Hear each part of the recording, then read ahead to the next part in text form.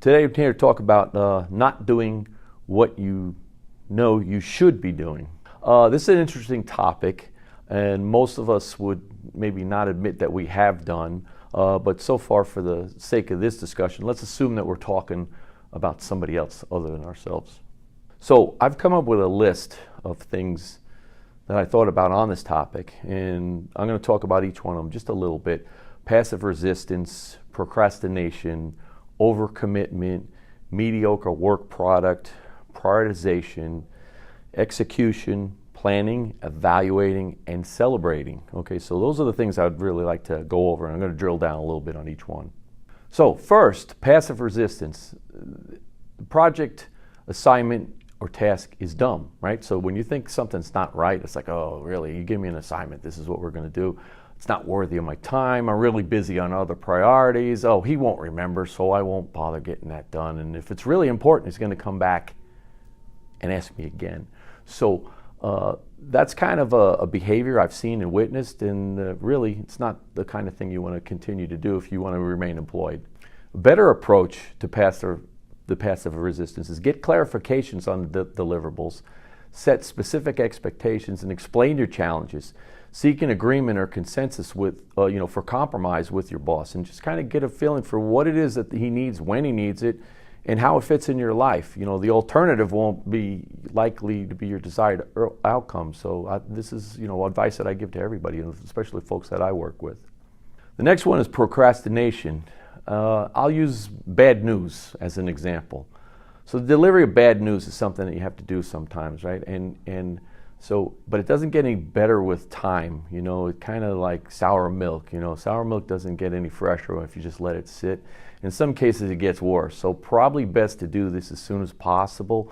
And better if you craft the story, deliver a positive slant on a bad situation, rather than having one of your coworkers, or the worse yet, the newspaper coming in and tell your boss that something's going wrong. Don't put things off. Get to the finish line as fast as you can.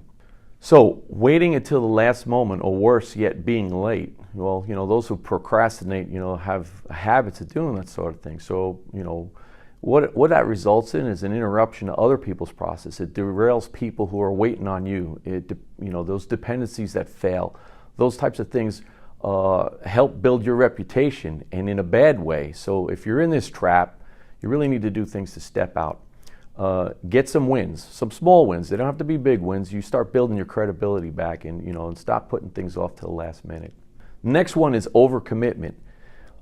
This is inadvertent procrastination, is the way I define it. When you can't say no to anyone or to anything. I'm guilty of this one myself from time to time, because everything that comes my way, it's like, oh, that's interesting. I want to be involved with that. So folks will ask me, hey, can you do this? Sure. Hey, can you do that? Sure. Well, there's only so many hours a day, and as it is, I'm awake 27 hours a day. And, so that overcommitment thing can actually get you to the point where you cannot get things done, and you're not doing the things that you need to be doing. So, and when you're good at what you do, and everybody knows it, you have a tendency to get loaded down. Sometimes good work gets rewarded with more work. So, and then there's the other thing too that we all forget about. That work-life balance thing is like, so when you're otherwise distracted by other things in your life, we have a significant other, our families, and some of us actually have hobbies, and to find the time to work those things out. So overcommitment interferes with all that, and it's just not healthy, and it's something that you really need to think about. How to get that balance back in your life. One of the other things is mediocre work product, and what I'm talking about here is this is where you do what you should be doing, but you just do the bare minimum, or just enough to get by, but certainly not your best work and what's expected of you. So, I'll use an example. I've had several good engineers that worked for me, but were bad managers, and so we'd have a exciting project, and they do a great job with managing that exciting project, but when we had a training requirement and we got to get staff to sign off on a new policy, it would be like pulling teeth. Well, that's not so exciting. That's the drudgery of being a manager sometimes, to do those, those chores that, they may seem beneath you, But he's just doing kind of half-baked work, because it's like that's part of your job too, is to make sure that you get all the loose ends tied up and the things that aren't so sexy and aren't so exciting, So you really need to give your best effort, even on those things as well. So at worst, if you really can't stand doing that stuff, try to get somebody to help you or enlist others who might like doing those undesirable tasks and share some of that burden for you, especially if you have resources available to you to make the best use of them. Prioritization. Prioritization is understanding what is important.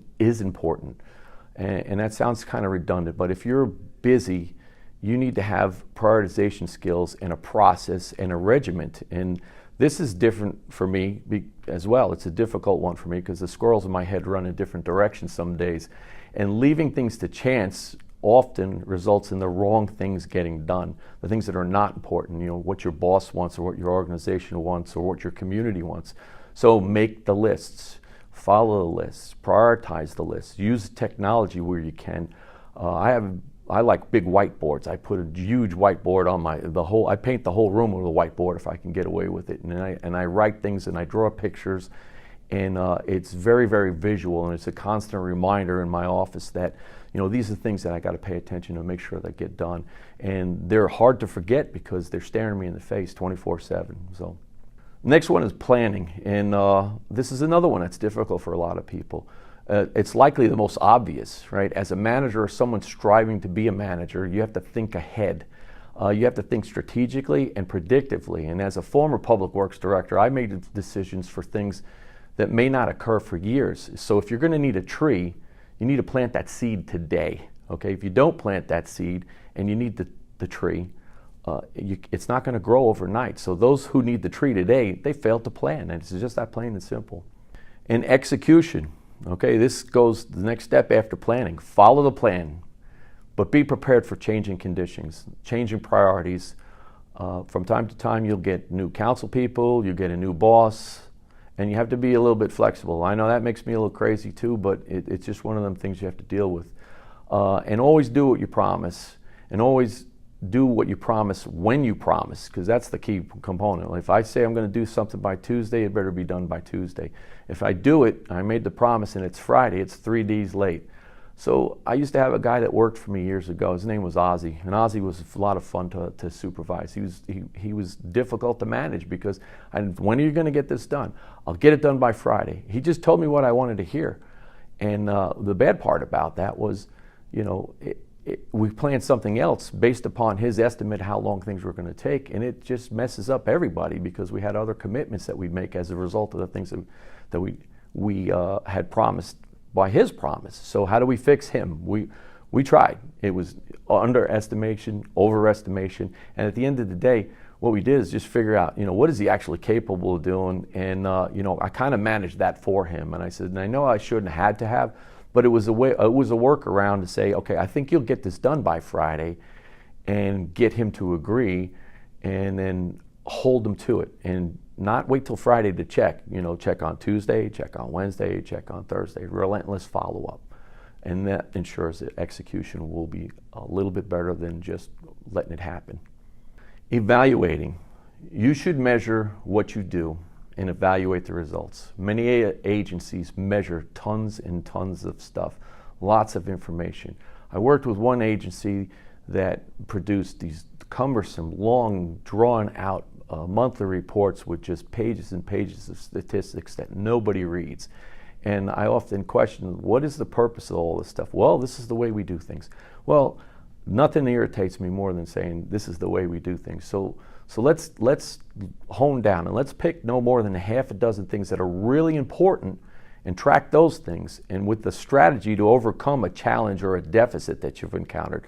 So if you've got an issue, let's address the issue. What are the measurables that are going to make sure that that issue gets taken care of? And then check these things quarterly or periodically. Maybe twice a year you go back and say, okay, is this strategy working? And are we doing the right things? And are we measuring the right things? And if you're not, then change it, because you're only producing reports just for the purpose of killing trees and burning up paper and ink. So a good example is failed inspections, right? I had building inspection people, and code people, right? And we're tracking how many failed inspections. We got 27 this month, and next week we got 32. And is that good or bad? Nobody really knows. I said, well, somebody suggested, well, if we don't do any inspections, we won't have any failed inspections, and we'll reduce that number. But we all know that's not actually the right thing. The same thing with work orders. We were counting work orders. How many work orders does the crew do?